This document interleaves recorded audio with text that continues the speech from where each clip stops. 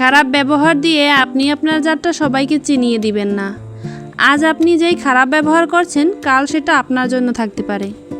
আসসালামু আলাইকুম আমার প্রিয় ভাই বোনেরা, সবাই কেমন আছেন? আশা করি সবাই অনেক ভালো আছেন। আর আমি সবার জন্য মন থেকে দোয়া করি আপনারা সবাই ভালো থাকেন, সুস্থ থাকেন।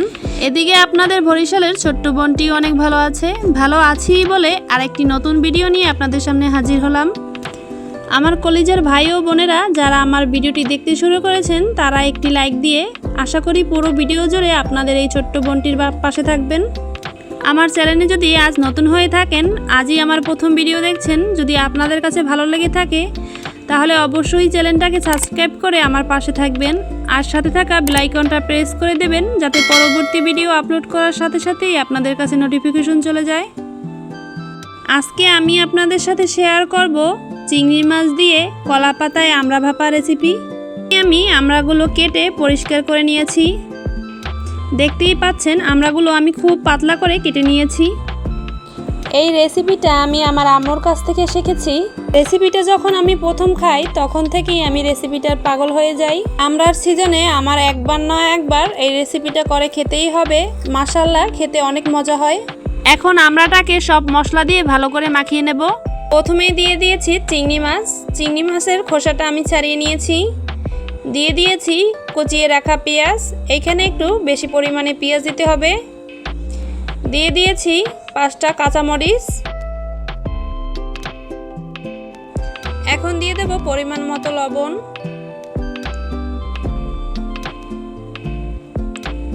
এখানে আমি 1 টেবিল চামচ পরিমাণে মরিচের গুঁড়া দিয়েছি। দিয়ে দিলাম 1/2 টেবিল চামচ পরিমাণে হলুদের গুঁড়া। এখন দিয়ে দেব নারিকেল বাটা।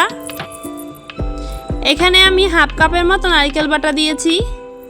এই নারিকেল বাটা দিলে আমড়া ভাপাটা খেতে বেশি মজা হয়, আপনারা চাইলে স্কিপ করতে পারেন। এখন দিয়ে দেব পরিমাণ মতো তেল।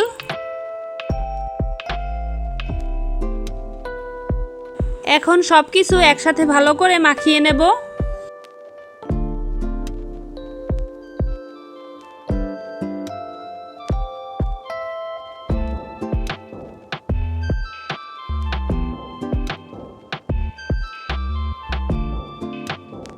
আমড়াটাকে একটু বেশি সময় ধরে মাখিয়ে নিতে হবে।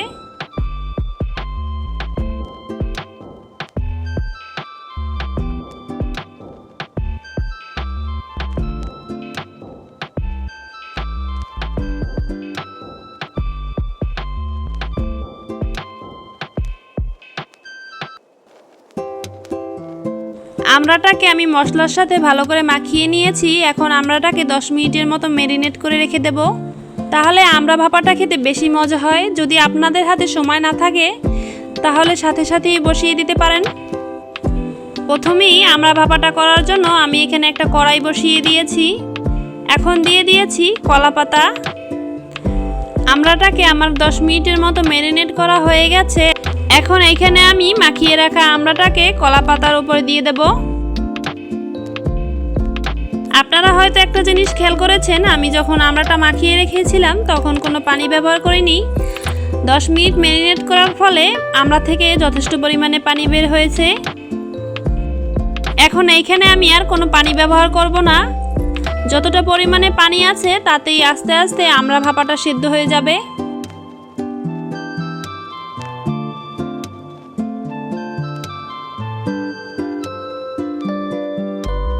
কলা পাতায় আমড়াটাকে দিয়ে আমি ভালোভাবে ছড়িয়ে দিয়েছি চারপাশ থেকে।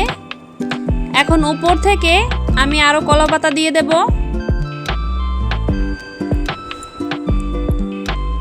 এখন একটা ঢাকনা দিয়ে কিছুক্ষণ ভাপে রান্না করে নেব। চুলার আঁচটা একদম মিডিয়ামে রাখতে হবে, তা না হলে নিচ থেকে আমড়াটা পুড়ে যাবে আর আমড়াটাও ভালোভাবে সিদ্ধ হবে না।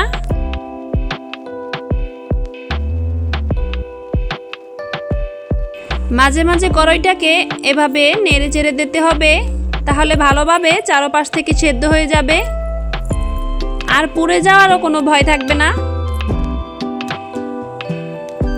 ফিরে আসলাম 10 মিনিট পর।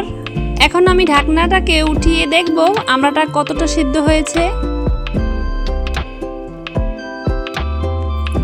মাশাআল্লাহ, আমড়া ভাপার কালারটা অনেক সুন্দর এসেছে। এখন উপর থেকে আমি কিছুটা ধনিয়া পাতা ছিটিয়ে দেব।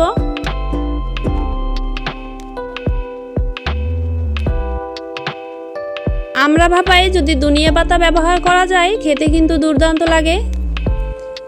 এখন উপর থেকে আমি আরেকটা ফ্রেশ কলা পাতা দিয়ে দিচ্ছি।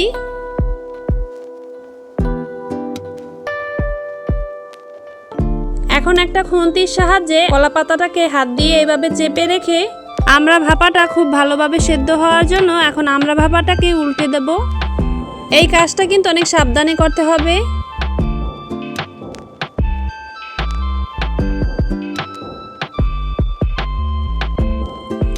আপনাদের বোঝার সুবিধার জন্য কলা পাতাটা আমি একটু উঠিয়ে দেখিয়ে দিচ্ছি। মাশাআল্লাহ, আমড়াটা খুব ভালোভাবে সেদ্ধ হয়ে গেছে এপাশ থেকে।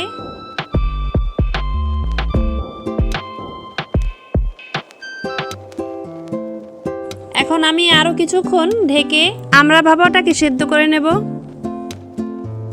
আমড়া ভাপা করার সময় অবশ্যই একটা জিনিস খেয়াল রাখতে হবে, চুলার আঁচটা একদম মিডিয়ামে রাখতে হবে।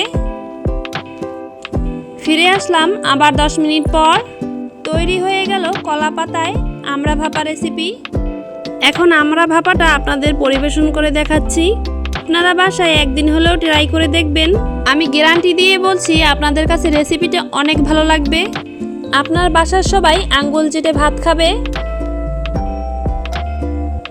একবার তৈরি করে খেলে বারবার খেতে মন চাইবে।